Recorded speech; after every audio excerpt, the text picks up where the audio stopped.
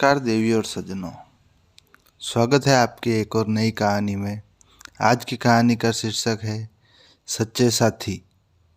अगर कहानी अच्छी लगे तो लाइक शेयर सब्सक्राइब ज़रूर करें। एक बार की बात है, राधा नाम की एक लड़की अपने पिता के साथ रहती थी। उसकी माँ बचपन में ही गुजर गई थी।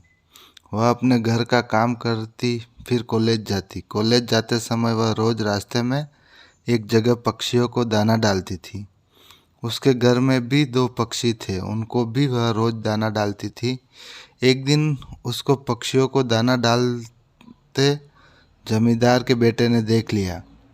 उसने अपने पिता से जाकर राधा से शादी करने की इच्छा जताई। जमींदार ने राधा के पिता से बात करके अपने बेटे की शादी राधा से करा दी। राधा अपने साथ घर के पिंजरे के 2 पक्षी भी लेकर ससुराल आ गई। वह उन पक्षियों को रोज़ दाना डालती थी। राधा की सास को यह बिल्कुल भी पसंद नहीं था। वह उन पक्षियों को परेशान करती थी। वह उनका दाना पानी ज़मीन में फेंक देती थी। एक दिन राधा की सास ने पक्षियों का पिंजरा ही ज़मीन पर फेंक दिया। उसे यह करते हुए राधा ने देख लिया। राधा ने मना किया तो उसकी सास ने राधा को ही डांट दिया। इसके बाद इन सब बातों से राधा परेशान रहने लगी। एक दिन राधा के पति ने परेशानी का कारण पूछा तो उसने सारी बात बता दी।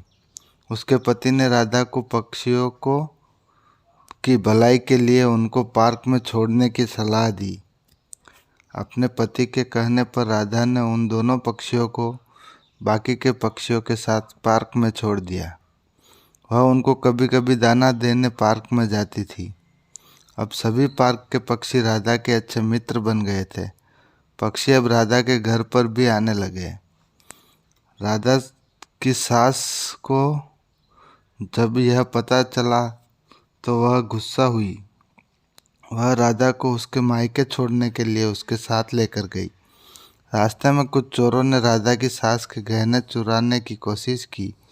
तभी राधा के पक्षियों ने आकर चोरों पर हमला कर दिया, जिससे चोर भाग गए। इसके बाद राधा और उसकी सास घर ही लौट आए।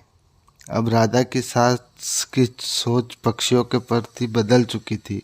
उसने राधा से कहा कि अब हम दोनों चिड़िया को दाना देने चला करेंगे और पहले के 2 पक्षियों को घर वापस लेकर आएंगे।